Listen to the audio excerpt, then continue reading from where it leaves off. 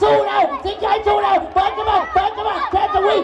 หนีสิงห์ชัยสู้สิงห์ชัยสู้สิงห์ชัยสู้อัดกันมาสิงห์ชัยอัดกันมาแทนจะวิ่งคนนี้แทนจะวิ่งนี่ดูสิงห์ชัยตามแทนจะวิ่งไม่ยอมเลยเอาเลยแทนจะวิ่งสิงห์ชัยตาวิ่งสิงห์ชัยตาวิ่ง